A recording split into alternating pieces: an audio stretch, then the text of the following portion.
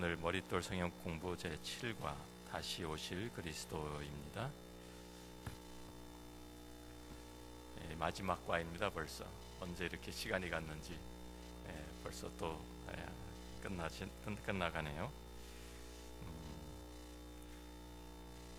성경 우리 이제 다시 예수님의 재림에 대한 것인데요. 종말론에 관한 부분인데 저희가 나중에 다른 성경 공부를 통해서 종말론에 대해서만 우리들이 다룰 기회가 있게 될 것입니다. 그래서 오늘은 그냥 간단한 부분들, 예수님의 그 재림에 대한 것만 우리들이 집중적으로 보도록 하겠고요. 성경학자들 중에서 그 종말론만 공부하는 연구하는 사람들이 있습니다. 그래서 마지막 때에 대한 성경의 예언들 또 그 해석에 대한 관심을 갖는 사람들이죠. 성경적인 종말론의 핵심은 물론 예수 그리스도의 재림에 관한 것입니다. 자, 역사적으로 보면은 근데 한 세기가 끝날 때마다 이 재림에 대한 관심이 깊어집니다. 그래서 항상 1800년대 말, 1700년대 말, 1900년대 말 이렇게 그 한 세기가 끝날 때마다 그 예수님에 대한 재림이 대한 그 관심이 높아지고요. 거기에 대한 그러한 그 여러 가지 사람들이 혹시 예수님이 이때 오지 않나 이런 이제 내용들이 많이 나옵니다. 그래서 1900년대 말에도 마찬가지였죠. 1988년도에 제가 신학교를 다니고 있었을 때인데 그때 1988년도에 휴가가 있게 될 88 신학교 졸업하고 나서군요. 이 88년도에 휴가가 있게 될 88가지 이유라고 그래서 또 책을 쓴 사람이 있었어요. 그래가지고 그리고 또 근데 88년도에 오셨을까 안 오셨을까요? 당연히 안 오셨죠. 근데 또 그 맨 4년 후에 92년도에는 한국에서 또 예수님의 재림을 대비해야 한다는 다미 선교의 소동도 있었습니다. 자, 이러한 이 1988년, 1992년 이런 이제 보면은 항상 가을이에요. 그것도 나중에 잠깐 말씀을 드리겠습니다. 가을에 그 예수님이 오신다. 10월 달에 예수님이 오신다. 이런 이제 9월 말, 10월 이때를 많이 이야기합니다. 그 다미 선교회 다가올 미래를 대비하라라는 선교회 그 소동이 있었죠. 그래서 아주 그 당시에 아주 교회 안에도 떠들썩한 그러한 일들이 있었고 그거 안 믿으면은 아주 믿음이 없는 사람처럼 취급하는 이러한 그 풍조도 있었습니다. 한편으로는 그렇게 굉장히 그 예수님의 재림에 대해서 관심이 높은가 하면 또 다른 한편으로는 예수님을 믿는 사람들 가운데서도 예수님의 재림에 대해서 전혀 관심을 갖지 않고 또 다가올 주님의 심판과 또 마지막 때에 대한 영적인 준비 전혀 하지 않고 그냥 세상 속에 파묻혀 사는 사람들도 또 많이 있습니다. 그래서 참 이 두 완전히 그 익스트림인데요. 이 극에서 극을 가는 이 사이에서 우리가 중심을 잡을 필요가 있습니다. 그래서 우리 성경 공부를 하는 것은 바로 우리가 항상 한쪽으로 치우치지 않고 치우치다 보면 잘못되기 쉽습니다. 한쪽으로 치우치다 보면 이단의 설에 빠지기도 쉽고요. 미혹되기 쉽습니다. 항상 우리가 성경을 통해서 우리 중심을 잡고 균형 잡힌 밸런스가 있는 그것을 우리가 믿음을 가질 필요가 있습니다. 자, 그런데 우리가 특별히 이 종말론에 대한 것은 우리가 참 조심해야 되는 것이 많은 이제 그 이단들이 항상 이 종말론을 들고 나옵니다. 그래서 종말론 가지고 시작하는 종말론에서 잘못되어 가지고 시작하는 이단들이 참 많습니다.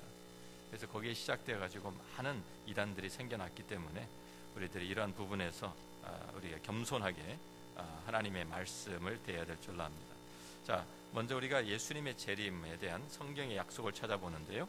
예수님 자신이 우리 수차례에 걸쳐서 다시 오실 것을 분명히 약속해 주셨습니다. 먼저 우리 예수님이 다시 오실 그림부터 보고 시작하면 좋겠네요. 자, 뭐든 가실 때는 혼자 이렇게 구름에 쌓여서 올라가셨는데 오실 때는 천사장의 나팔 소리와 함께 모든 천군 천사가 함께 강림하신다고 말씀하시죠.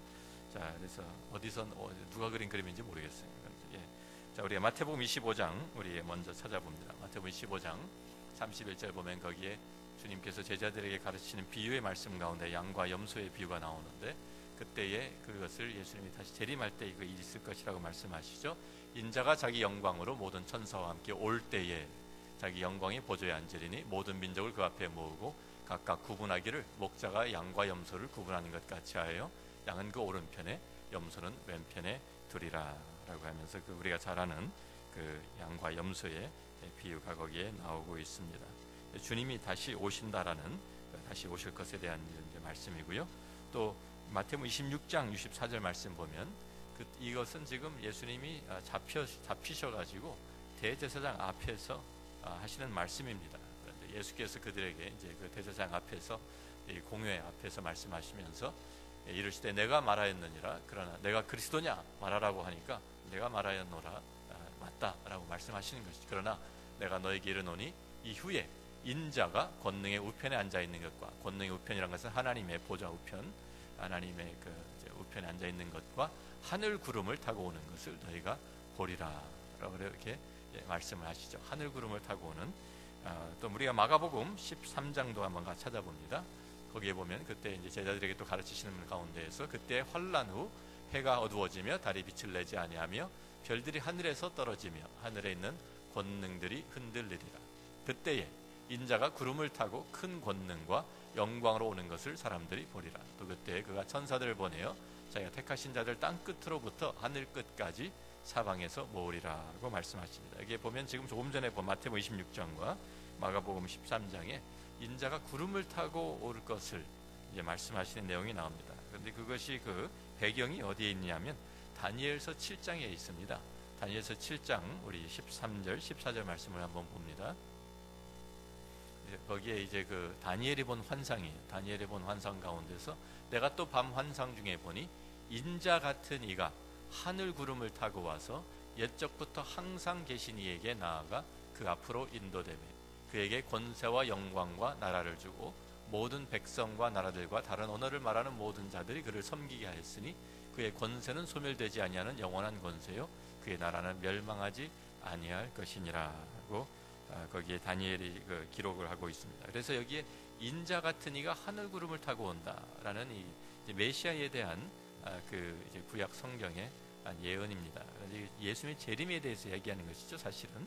그래서 여기에 인자라는 이 말을 주님께서 자기 자신을 가리켜 사용하실 때에 내가 그리스도라고는 본인이 참 그것을 잘 사람들 앞에서 밝히기는 않으셨고요. 메시아에 대한 잘못된 견해들이 많았기 때문에 그 대신에 인자라는 말을 많이 쓰셨습니다. 그래서 인자가 그래서 인자에 자기 자신을 가리키면서 Son of Man, 인자라는 말을 많이 하셨는데 바로 그 배경이 여기에 이 다니엘서 7장에 있는 겁니다.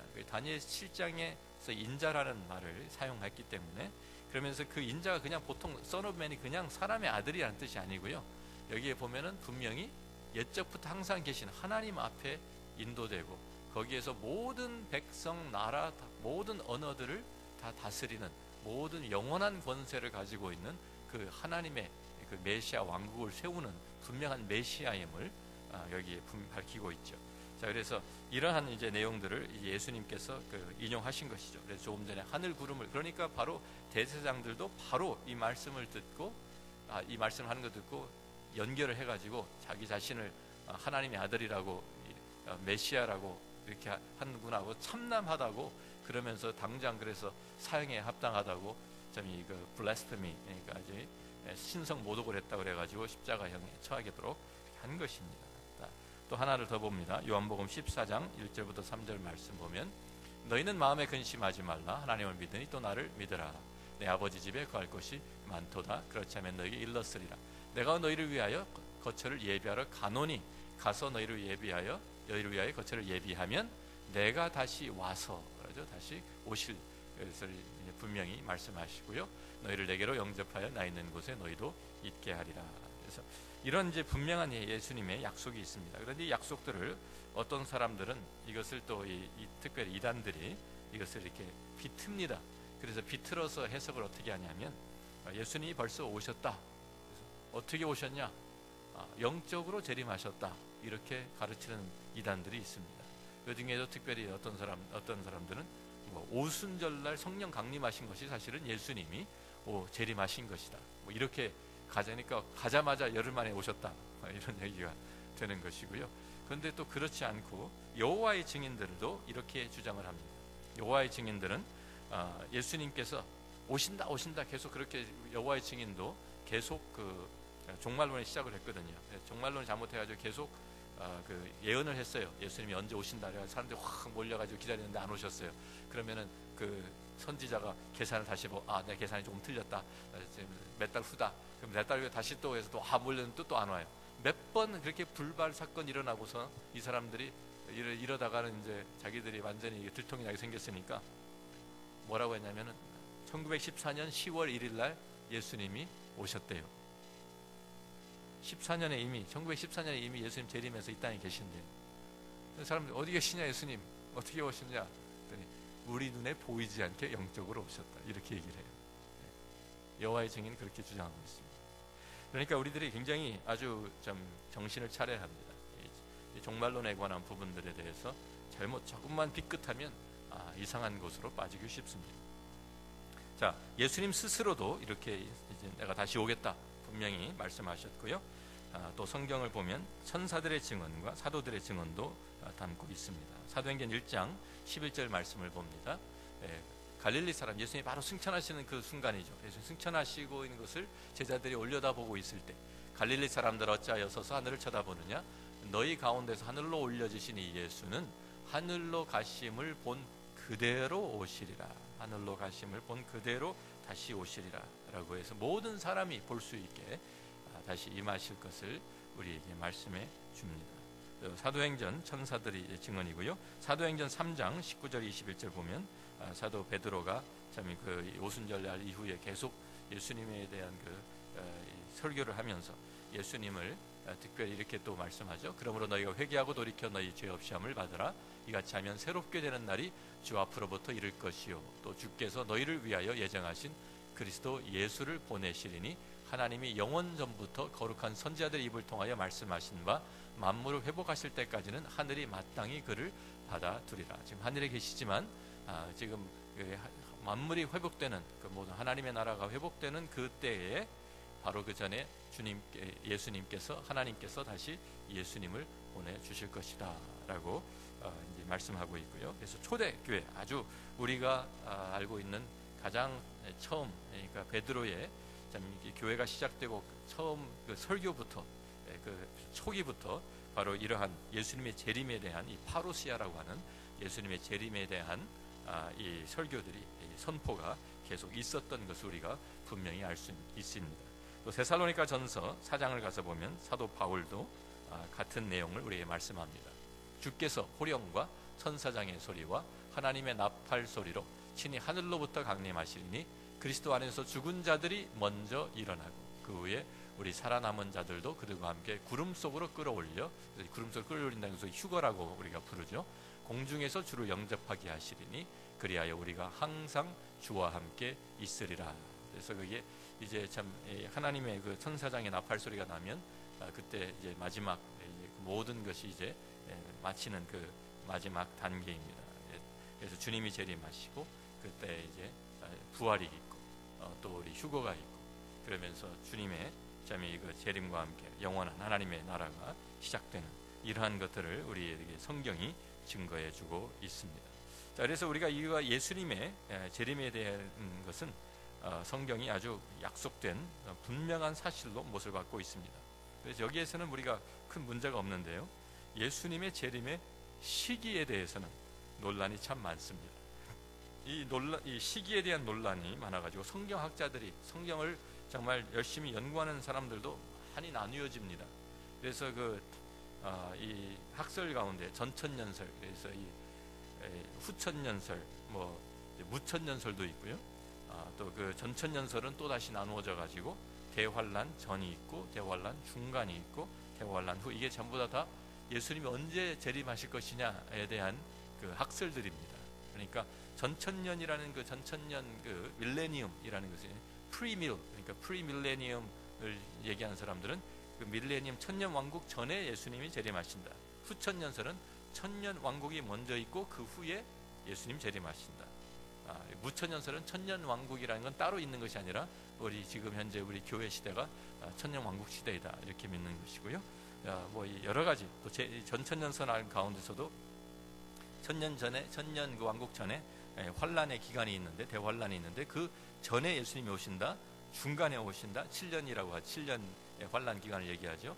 그래서 3년 반 그 중간에 오신다, 아니면 후에 오신다, 뭐 이렇게 여러 가지로 갈라져 있습니다. 여기라는 부분에 대해서 성경이 아주 명확하게 이것을 가르치고 있지 않기 때문에 참 여러 가지 학설들이 나오는 것입니다. 그런데 여기까지는 그래도 그 학설을 주장하는 것이니까 그렇게 우리가 이해한다는데, 이것을 지나치는 사람들이 있습니다.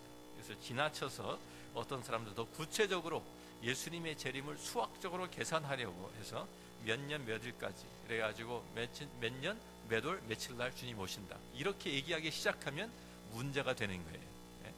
그건 문제가 되는 거예요. 그때부터 이단적인 가르침이 시작이 되는 것입니다. 그래서 우리가 이 혼란 가운데서 우리가 기억해야 되는 것이, 우리가 이제 고린도전서 4장 6절에 나오는 말씀입니다. 고린도 4장 6절을 보면 기록된 말씀 밖으로 넘어가지 말라라는 말씀이 있어요.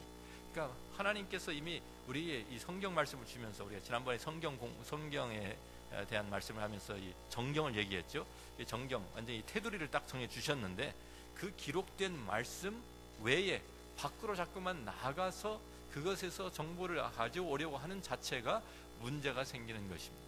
그래서 여기 우리도 이 재림에 대한 것도 성경에서 우리에게 가르쳐준 그 안에, 한도 안에서 우리들이 공부하고 그 안에서 연구해야지, 이것을 자꾸만 밖으로 나가기 시작하면, 그러면 그때부터 이 하나님의 말씀을 무시하고 다른 것에 우리 신경을 쓰게 되기 때문에 이단적인 그런 문제들이 생기기가 쉽습니다.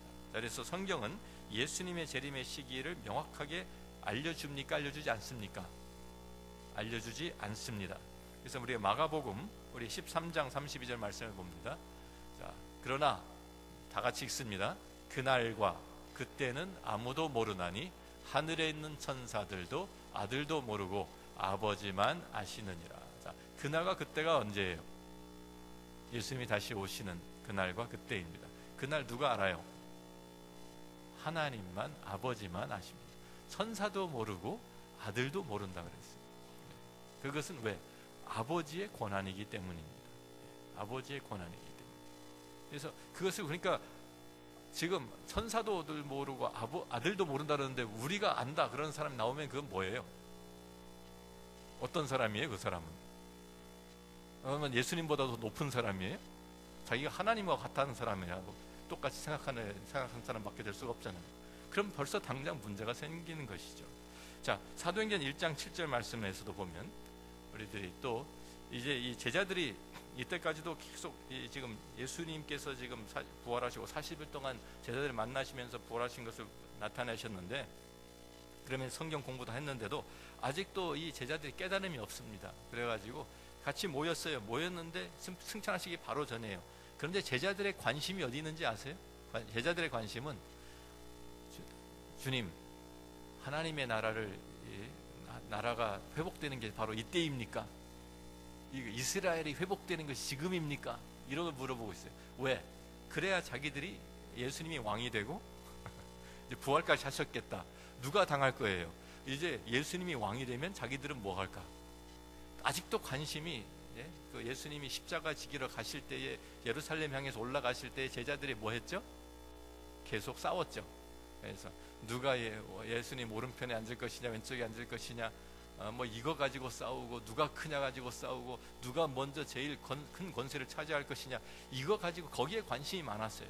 그런데 지금 예수님 승천하시기 바로 전에도 똑같은 질문을 하고 있어요. 주님, 이스라엘 회복하심이 지금입니까? 이제 우리도 드디어 이제 빛을 내게 되었습니까? 그러니까 예수님께서 너무 기가 막히셔가지고 하시는 말씀이 이르시되 너희들은 그런 거 생각하지 마. 때와 시기는 어디에 누가요? 아버지께서 자기의 권한을 주셨으니 너희가 알 바 아니요. 그것은 너희가 관심 가질 바가 아니다. 그리고 뭐라고 하시죠? 바로 그 다음에 그 대신에 뭘 해야 돼요? 오직 성령이 너에게 임하시면 너희가 권능을 받고 너희 유대와 사마리아, 예루살렘과 온 유대와 사마리아와 땅끝까지 이르러 내 증인이 되리라. 그 말씀 하시고 가셨어요. 우리가 이 말씀을 기억해야 될 필요가 있습니다.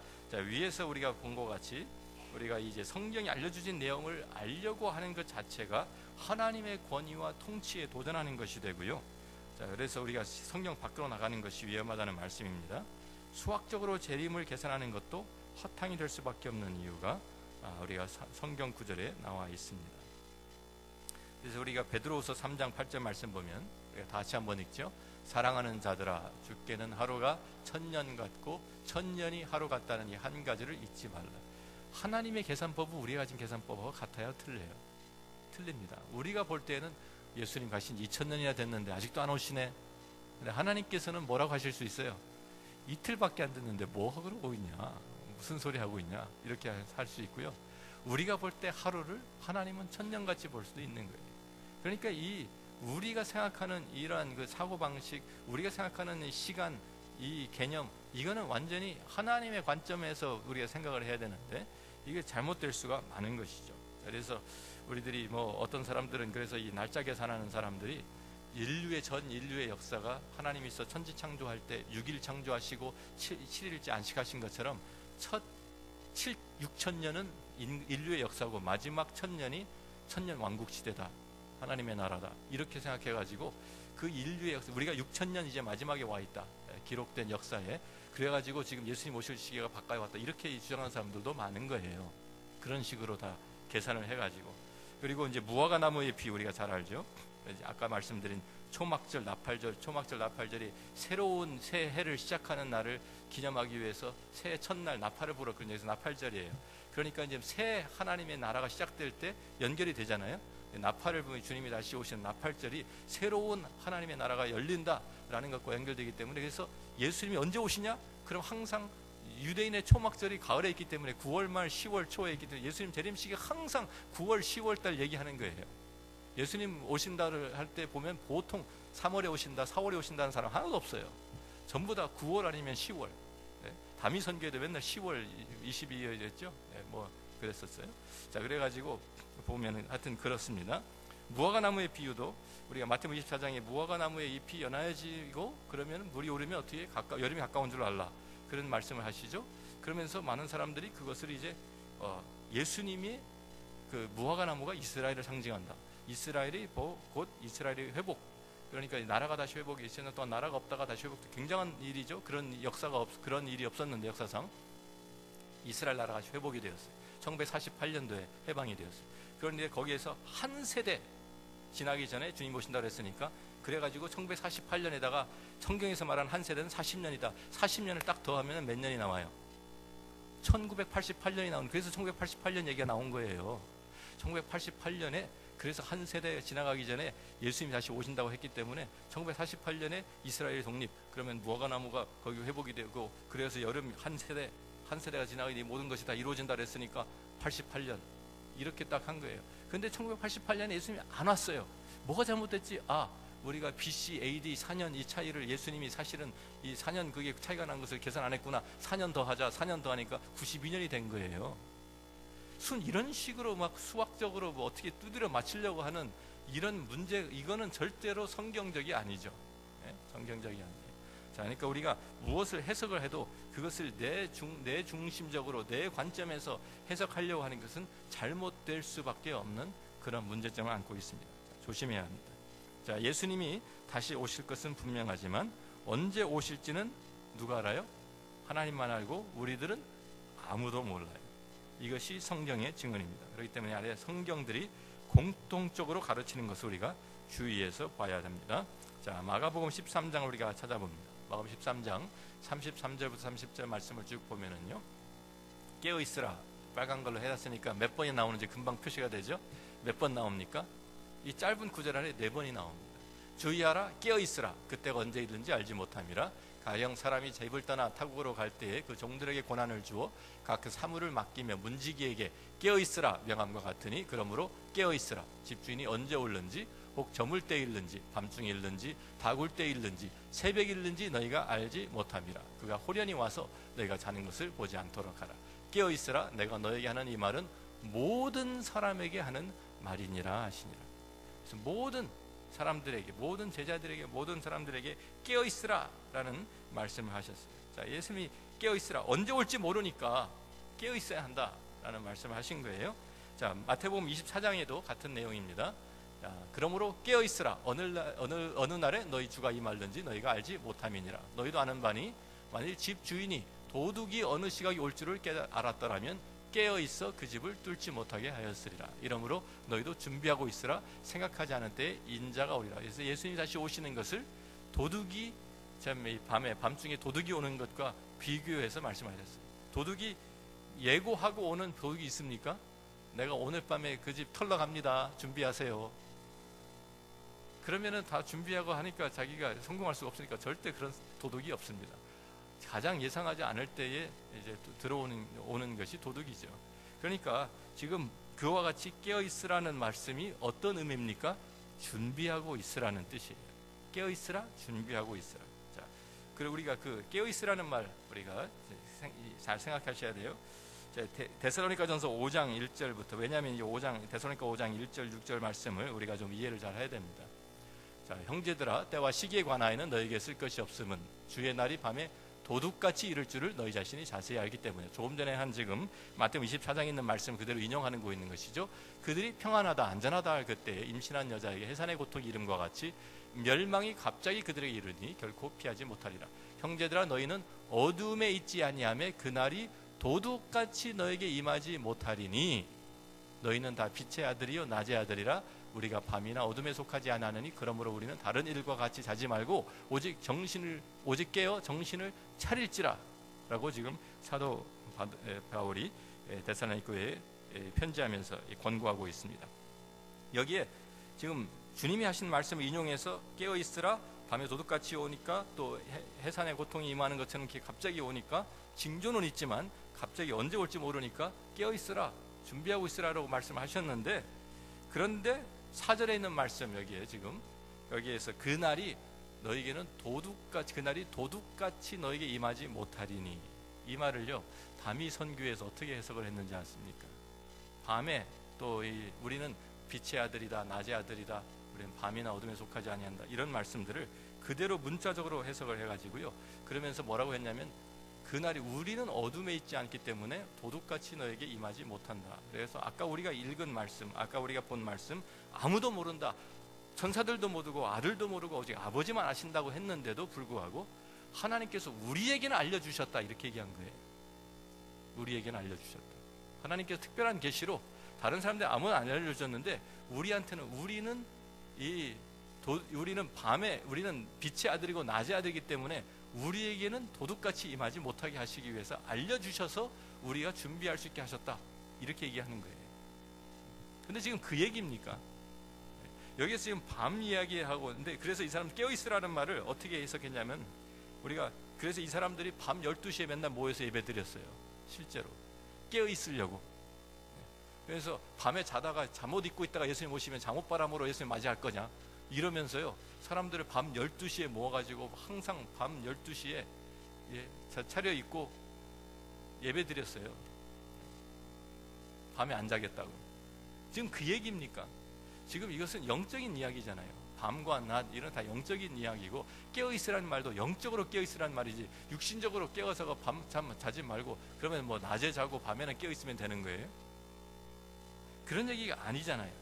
그래서 준비된 삶을, 영적으로 준비된 삶을 살고 있고, 우리가 그날이 도둑같이 너에게 임하지 못한다는 말은 어떤 의미냐면, 우리가 항상 준비가 되어 있기 때문에 언제 와도 예수님 맞을 준비가 되어 있는 사람들은 놀라지 않기 때문에 도둑같이 임하지 못한다, 이 말이에요. 우리가 준비하지 않고 있다가 갑자기 당하면 어떻게 되지? 깜짝 놀라잖아요. 그런데 항상 준비하고 있으면 무슨 일이 닥쳐도 나는 그거 준비하고 있었어 하면 놀라지 않잖아요. 지금 그 얘기예요. 항상 영적으로 깨어있고 준비되어 있고 기도하고 하는 사람은 항상 주님이 언제 오셔도 준비가 되어 있고 맞을 준비가 되어 있기 때문에 아무 걱정이 없는데, 그렇지 않은 사람들에게는 어떻게 만다는 거예요? 갑자기 밤에 도둑같이 임할 수 있으니까 너희들 깨어 있어야 된다, 그것을 얘기해 주시는 거예요. 근데 그걸 완전히 이렇게 뒤틀어 가지고 이상하게 해석을 하고, 또 그 이상한 해석을 또 따라가는 사람들이 그냥 뭐 100명, 200명이면 제가 말을 안 하겠어요. 수십만 명이 따라가니까 말이죠. 이게 참 성경을 우리들이 잘 봐야 돼요. 성경.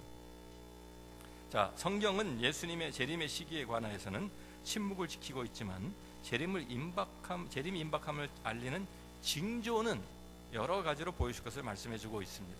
그래서 우리가 성경을 통해서 마지막 때 주님이 다시 오실 때의 징조들을 우리가 살펴보도록 하겠습니다. 마태복음 24장을 우리가 중점적으로 우리가 봅니다. 다른 곳에도 있지만 우리가 마태복음 24장을 중점적으로 보면서 24장 4절 5절 말씀을 먼저 읽으면요, 예수께서 대답하여 이르시되 너희가 사람의 미혹을 받지 않도록 주의하라. 많은 사람이 내 이름으로 와서 이르되 나는 그리스도라 하여 많은 사람을 미혹하리라. 또 11절 내려가 보면 거짓 선지자가 많이 일어나 많은 사람을 미혹하겠으며.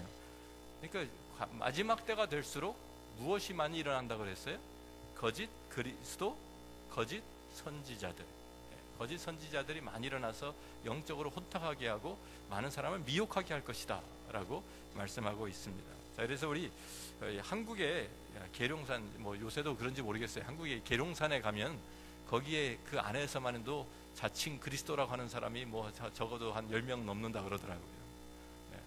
그리고 거기에 뭐 선지자들은, 거짓 선지자들은 수도 뭐 말할 것도 없고. 지금 보면은 그렇잖아요. 한국에서도 한국 안에서 일어난 그 이단들이 얼마나 많아요. 자칭 자기가 그리스도다, 또 자기가 뭐 재림주다라고 하는 사람들도 무지하게 많고요. 뭐 신천지도 그 중에 하나고, 뭐 하여튼 하나 뭐 문선명했다가 죽으면은 이제 끝나는 모양이다 그러면 또 하나 생기고, 또 다른 거 생기고, 또 다른 거 생기고 계속 생겨나요. 이 성경을 좀 공부하면 할수록 없어져야 되는데, 사실은 어떻게 보면 점점 이 이단들이 더 극성을 부리고 일어나는 것을 우리가 알 수 있습니다. 왜? 마지막 때가 다가오는 징조라고 주님이 미리 말씀을 하셨어요. 그래서 마지막 때가 되면, 주님이 다시 오실 때가 되면 영적으로 굉장히 혼탁한 시기가 올 것이다. 그때 많은 거짓 영들이 일어나고, 거짓 선지자가 일어나고, 거짓 그리스도가 출현해서 사람들을 아주 미혹하게 하고 아주 좀 어지럽게 할 것이다 라는 말씀을 분명히 하셨어요. 그래서 이단들의 활동이 극성을 부릴 것이다 라고 우리가 예상할 수 있습니다. 마태복음 24장 7절 말씀을 보면 또 민족이 민족을, 나라가 나라를 대적하여 일어나겠고 곳곳에 기근과 지진이 있으니 모든 것은 재난의 시작이니라. 이제 이것이 그냥 하나의 징조이기 때문에, 징조라는 것은 뭐예요? 해산하는 사람이 배가 아프면 이제 애가 나오는구나 아는 것처럼 징조일 뿐이 아직 시작도 안 한 거예요, 사실은.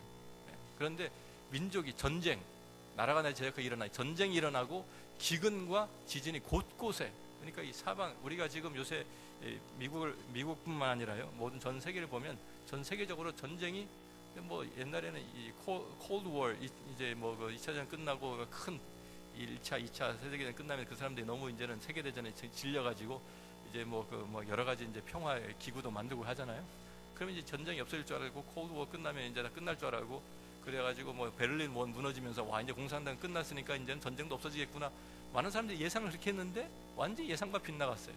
민족주의가 생겨가지고요. 민족이, 이게 지금 말씀처럼 민족과 민족이 일어나고, 그래서 이제는 완전히 다른 양상의 뭐 이 아이디올로지 이쪽이 아니라, 이쪽 전쟁이 아니라 완전히 민족 대결, 이런 전쟁이 지금 체체니안하고 막 러시아하고 이런 데 싸우는 거부터 시작해가지고 뭐 그 중국 안에서도 뭐 또 이 여러 참 뭐 그 중동에서도 지금 이 시리아의 내전도 뭐 계속해서 일어나는 것이 보면은요, 계속 지금 전쟁이 사방에 크고 작은 전쟁이 수도 없이 계속 진행 중입니다. 그래서 뭐 슬라이드를 좀 보시면은 뭐 이런 뭐 뉴스에서 볼 수 있는 것들이니까요, 그죠? 지금 이 시리아 내전의 지금 광경이고요. 뭐 지금 진행 중이잖아요. 또 지진, 이게 지난번에 있었던 쓰나미, 뭐 근데 이게 지금 인도네시아에서도 있었고, 뭐 지진이 일어나는 것은 뭐 하이티에도 있었고, 이거는 지금 지난번 네팔에서 지진이 일어나는 것이 계속해서 지금 사방에 뭐 모든 전 세계 계속 지금 일어나는 것이 우리가 뉴스를 통해서 거의 해마다 몇 개씩 우리가 봅니다. 이 지금 난민들, 그러니까 지금 전쟁이 일어나고 또 뭐 지진이 일어나고 하면 항상 문제가 뭐예요? 난민이 생겨요. 난민이, 그래서 사방에 뭐 아프가니스탄부터 있는데, 이거는요, 이게 지금 이 케냐하고 소말리아 거기에 그 국경에 있는 다다브 그 캠프라고 하는 난민 캠프인데요, 세계에서 제일 큰 캠프예요. 얼마나 큰지 보세요. 근데 이런 수많은 사람들이 지금 굶주림에 들어가 있고요. 좀 이러한 지금 상황입니다. 그래서 이것이 그냥 단지 재난의 시작이라고 주님이 말씀하고 계십니다. 마태복음 24장 9절 말씀 보면 그때 사람들이 너희를 환난에 넘겨주겠으며 너희를 죽이리니 너희가 내 이름 때문에 모든 민족에게 미움을 받으리라. 믿는 자들이 세상으로부터 핍박을 받기 시작한다. 핍박을 받는 것이 심해진다라는 말씀입니다. 계속 핍박을 받습니다. 지금 보면은 다른 미국도요, 다른 모든 종교에는 굉장히 관대합니다. 이슬람에게도 관대하고 힌두에게도 관대하고 다 관대한데 기독교에게만은 아주 그냥 교회는 막 말살하려고 난리예요. 핍박이 심해졌습니다. 사회적으로도 핍박이 심해지고요. 아주 한국도 마찬가지죠. 한국도 크리스천이 4분의 1이라고 하는데도 한국의 엔티 크리스천이 얼마나 많아요. 지금 각 곳곳에, 그래서 예수 믿는다는 이유 때문에, 그럼 아이시스 같은 나온 거 보면 완전히 그냥 그 마을을 다 쓸어버리잖아요. 우리가 이거 보면서 또 극단파 힌두들도 있어가지고 교회 폭파하고 사람들 이제 크리스천들 잡아 죽이는 건 인도에서 지금 비일비재하게 일어나고 있습니다. 모든 곳에서 자기들끼리는 멀쩡하게 잘 지내고요, 꼭 크리스천들만 공격을 해요. 크리스천들이 핍박을 굉장히 받고 있습니다, 지금. 자, 그래서 우리들이 이러한 것들도 예수님께서 하신 말씀, 너희들이 모든 세상에서, 자, 모든 민족에게 미움을 받으리라는 말씀을 주님께서 이 징조로 말씀해 주셨고요. 또 마태복음 24장 14절 말씀 보니까 그러면서도 이 천국 복음이 모든 민족에 증언되기 위하여 온 세상에 전파되리니 그제야 끝이 오리라. 지금은 이제 이 통신 기술이나 이런 인쇄기 이런 것들 많이 발달해 가지고요. 또 이 우리들 인터넷 때문에 참 이 선교도 굉장히 빨리 진행되고 있어요. 그래서 이 하나님의 말씀을 이제 번역하는 하는 성경 번역 이 선교사들 이야기 들으면 이제 남아 있는 언어가 아직 하나님의 말씀이 번역되지 않은 언어가 이제는 겨우 몇백 개밖에 안 남아요. 거의 끝이 보인다고 할 정도예요. 지금 그 사람들 이야기는 해마다 자꾸만 새로운 언어들이 나오고 하지만 그 사람들 이야기로는 지금 이제 100년 안에, 100년도 아니고 하여튼 몇십 년 안에 모든 이제 성경 번역이 완수가 될 것 같다, 이런 예상을 하고 있어요. 천국 복음이 지금은, 그리고 복음이 안 들어가 있는 곳이 사실 거의 없을 지경이잖아요. 옛날에는 아프리카 같은데 한번 여행을 가려고 하면 막 배를 타고 몇 달씩 가야지 선교사가 가서 거기 가서 뼈를 묻고 거기서 평생을 선교해야 한두 사람 얻을까 말까 이런 일이었었는데, 요새는 완전히 지금 다른 시대가 되었죠. 그래가지고 이 선교, 이 복음 전파도 굉장히 빨라진 거예요. 그래서 모든 민족에게, 모든 온 세상에게 복음이 전파될 것이다 라는 이 말씀이 거의 지금 이루어지고 있다고 우리가 알 수 있습니다.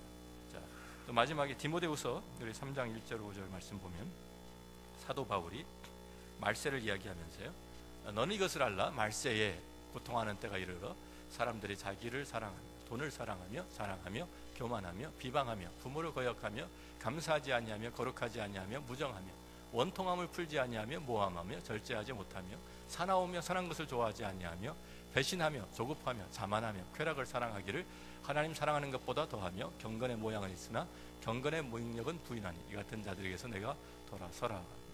그냥 읽어보면은 지금 어느 시대를 지금 묘사하고 있는 것 같아요. 우리가 사는 시대죠. 예. 우리가 사랑이 없어지고, 예. 사람들이 점점 더 포악해지고 잔인해지고, 보면 아이시스 같은 사람들 보면 그냥 사는 사람을 탄채로 태워 죽이는 거 장면을 끔찍해서 보지도 못하겠어요. 그런데 이런 점점 사람들이 악해지는, 세상이 악해지는, 그런데 이런 것이 지금 사도 바울 시대부터 지금까지 계속 어떻게 보면 진행형이에요. 자, 우리가 그러잖아요. 항상 우리 시대에 보면은 와, 이제 말세야 말세다. 근데 우리 할아버지 때도 아유 말세야 말세, 이 세상이 망조가도 말세. 그 할아버지 때도 말세야 말세. 그러고 살아왔거든요. 지금 어떻게 된 거예요? 계속 지금 예수님이 가신 지 2000년이 되었는데도 계속해서 지금 거짓 그리스도 있었고요. 초대교회 때부터 거짓 선지자들 있었고요. 전쟁, 기근, 지진 끝이 없었고요. 믿는 자들 계속 핍박을 당했고요. 천국 복음이 계속 전파되고 있었고요. 말세에 고통하는 이러한 시대, 사람들이 점점 악해지는 게 계속 진행형으로 지금까지 왔어요. 그러니까 지금 어떻게 된 거예요? 2000년 동안 계속 되었는데요. 그 말씀은 이 프리퀀시가 말하자면 가면 갈수록 그 강도도 심해지고 가면 갈수록, 그러니까 지진도 보세요. 옛날에는 이 큰 지진들, 쓰나미 같은 것들이 이렇게 자주 안 왔어요. 뭐 100년에 한 번씩 올까. 요새는 보면 엄청난 지진들이요, 뭐 몇 년에 한 번씩 일어나고 그러잖아요. 이 강도도 세지고 더 점점 이 자주 오는 거예요. 그러니까 이게 그 프리퀀시가 가까이 올수록 우리가 주님이 정말 가까이 오셨구나 라는 것을 알 수가 있다, 그런 말입니다. 마지막으로 데살로니가후서 2장 1절부터 4절 말씀 보면, 거기에 이제 사도 바울이 데살로니가 교회에서 너무 어떤 사람들은 너무 여기에 이 종말론에만 치중해가지고 거기에 빠져가지고 예수님이 당장 오실 것 같이 해가지고 직장도 안 나가고, 말하자면 밥도 안 하고 공부도 안 하고 뭐 일도 안 하고 아무것도 안 하고 그냥 주님 어서 오십시오 이것만 하는 사람들이 있었단 말이에요. 그러니까 이 사도 바울이 예수님이 그렇게 오시는 것이 아니다 그러면서 그들의 균형 잡힌 것을 가르쳐주기 위해서, 누가 어떻게 하여도 너희가 미혹되지 말라. 먼저 배교하는 일이 있고 저 불법의 사람 곧 멸망의 아들이 나타나기 전에는 그날이 이르지 아니하리니 그는 대적하는 자라 신이라고 불리는 모든 것과 숭배함을 받는 것에 대항하여 그 위에 자기를 높이고 하나님의 성전에 앉아 자기를 하나님이라고 내세우느니라. 이게 우리 말하는 적그리스도의 출현입니다. 마지막 때에 정말 주님이 오시기 바로 전에는 적그리스도가 출현할 것을 성경이 또한 말씀하고 있습니다. 자, 그래서 우리가 이러한 것들이 징조다라고 하면, 우리가 보면 정말 예수님이 가까이, 우리가 살아있을 때 예수님 오실 수도 있다라고 우리가 느낄 정도이죠. 그래서 많이 지금 이런 징조들을 보면 주님이 오실 날이 가까웠다는 것을 우리가 분명히 알 수 있습니다.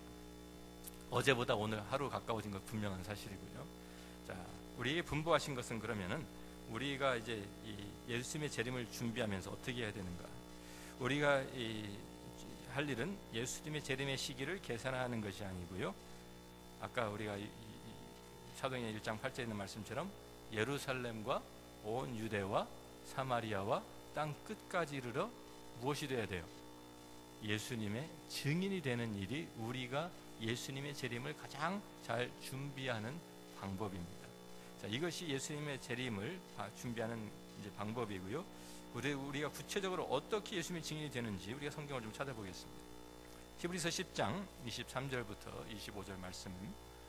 또 약속하시는 이 미쁘시니 우리가 믿는 도리에 소망을 움직이지 말며 굳게 잡고 서로 돌아보아 사랑과 선행을 격려하며 모이기를 패하는 어떤 사람들의 습관 같이 하지 말고 오직 권하여 그날이 가까움을 볼수록 더욱 그리하자. 그날이 어떤 날입니까? 주님이 다시 오시는 그날입니다. 그날이 오는 것을 우리가 볼 때, 가까워오는 것을 우리가 안다고 하면, 그러면 우리가 더욱 힘써서 모이기를 힘써서 서로 믿는 자들이 모여가지고 사랑과 선행을 격려해야 되고, 우리가 함께 모여가지고 서로 우리의 믿음을 굳게 붙잡는, 그래서 우리가 예배드리고 함께 기도하고 성경을 말씀을 나누고 또 교제하고, 이러한 모든 일들이 우리가 주님의 오시는 그날이 오는 가까움을 볼수록 우리가 더욱 그렇게 해야 된다라고. 그래서 참 우리가 이 모이기를 패하는, 사람들이 세상 생활이 바빠지고 우리들 하면서 점점 모이는 것이 점점 없애고 그냥 편하게 신앙생활 하려고 하는 사람들이 많죠. 그런데 모이는 것 패하지 말라고 성경이 분명히 우리에게 가르치고 있습니다. 자, 야고보서 5장 7절부터 11절 말씀. 그러니까 그냥 인터넷으로 예배 보면 되지, 이거 돼요, 안 돼요? 안 되는 거예요. 모이기를 힘써야 돼요. 인터넷으로 모입니까? 인터넷 채팅방에 모여가지고 예배 드린다는 얘기는 아직 못 들었는데, 자, 야고보서 5장 7절부터 11절 말씀 보면, 우리가 이 소망이 있다고 하면, 주님이 다시 오시는 이 소망에 대한 것이 있다고 하면 우리가 또한 감당해야 될 일이 무엇이냐면요, 그러니까 복음 전파와 더불어서 우리의 삶의 모습을, 이러한 모습을 갖춰야 한다는 것이죠. 그러므로 형제들아, 주께서 강림하시기까지 길이 참으라. 농부가 땅에서 나는 귀한 열매를 바라고 길이 참아 이른 비와 늦은 비를 기다리나니 너희도 길이 참고 마음을 굳건하게 하라. 주의 강림이 가까우니라. 형제들아, 서로 원망하지 말라. 그리하여 심판을 면하리라. 보라, 심판주가 문 밖에서 계시니라. 그래서 소망의 하나님께서 언젠가 오셔서, 주님께서 다시 오셔서 모든 것을 다 회복시킬 것을 내가 믿기 때문에 지금 참고 견딜 수 있는 거예요. 농부가 열매를 바라면서 지금 참고 견딜 수 있는 것처럼, 땀을 흘리며 수고하고 지금 씨를 심고 그 열매가 나는 것을 알기 때문에 기다리는 것처럼, 우리도 지금 당하는 여러 가지 어려움과 고난과 힘든 일들이 있지만 주님이 다시 오실 것을 우리가 알기 때문에 그 날이 오면 모든 것이 주님께서 회복하시는 것을 우리가 알기 때문에 우리가 고난 가운데서도 길이 참을 수 있다는 것입니다. 참아야 합니다. 두 번째는 또 베드로전서 4장 7절 말씀 보면 만물의 마지막이 가까이 왔으니 그러므로 너희는 정신을 차리고 근신하여 기도하라. 아까 같은 말씀입니다. 깨어 있어라. 영적으로 우리가 깨어 있는 방법은 주님께서도 제자들에게 마지막 밤에 겟세마네 동산에서 너희가 시험에 들지 않게 깨어서 기도하라고 하신 말씀처럼 그래서 깨어서 정신을 차리고 근신해서 기도하는 것입니다. 그래서 그것이 주님이 다시 오시는 것을 우리가 바라보고 또 우리가 준비하는 방법이겠죠. 또 요한일서 마지막으로 3장 2절 3절 말씀 보니까요. 사랑하는 자들아 우리가 지금은 하나님의 자녀라 장래에 어떻게 될지는 아직 나타나지 아니하였으나 그가 나타나시면 다시 오시는 그날이죠. 우리가 그와 같을 줄을 아는 것은 그의 참모습 그대로 볼 것이기 때문이니 주를 향하여 이 소망을 가진 자마다 주님을 다시 만날 그 소망을 가진 사람마다 무엇을 해야 돼요? 그의 깨끗하심과 같이 자기를 깨끗하게 하느니라. 거룩한 삶을 사는 거예요. 주님을 다시 만나는 그 소망이 있기 때문에 우리 자신을 우리가 거룩하게 하는 하나님 앞에서 우리 자신을 거룩하게 하고 예수 그리스도를 닮아가는 삶이 우리에게 있어야 된다라는 것입니다. 이것이 바로 주님의 재림을 기다리는 성도의 자세이고 모습입니다. 우리가 고난 가운데서 길을 참고 함께 모여서 예배하며 참 주님 서로 믿는 자들이 모여서 서로 격려하고 위로하고 우리들이 또 좀 깨어서 기도하고 우리가 그리스도의 좀 그 거룩하심을 닮아가는 이 삶이 우리에게 있는 것이 우리가 그것이 주님이 언제 오셔도 주님이 내일 오셔도 우리들이 주님 맞을 수 있는 준비가 되어 있는 사람의 모습이다 그 말입니다. 자, 그래서 우리가 예수님의 재림 우리에게 소망이 되죠. 왜냐하면 그날은 이 세상에는 심판이 임하는 날이지만 우리에게는 구원이 완성되는 날이기 때문입니다. 그래서 예수님이 다시 오시는 것과 더불어 우리의 몸도 아까 얘기한 대로 이 휴거 또 부활 이런 것들이 일어나기 때문에 부활의 몸으로 변화되고 우리의 구원이 완성되는 날이기 때문에 그날이 가장 우리가 사모하는 날이기도 해야 되는 거예요. 그래서 주님께서 사도 요한에게 마지막 요한계시록 22장 마지막에 내가 진실로 속히 오리라고 말씀하셨어요. 그런데 사도 요한이 뭐라고 대답을 했습니까? 아멘 주 예수여 오시옵소서. 그런데 혹시 이 가운데서 지금 오시면 안 돼요 주님 결혼도 아직 안 했는데 오시면 어떻게 해요? 아직 제가 돈도 못 벌고 아직 집도 한번 못 사봤는데 오시면 어떻게 이러면 안 되죠. 그죠? 언제든지 주여 주여 오시옵소서. 아멘 주 예수 오시옵소서. 우리 그렇게 우리 준비하고 주님의 재림을 기다리며 사모하는 성도 여러분들이 다 되기를 주의 이름으로 축원합니다.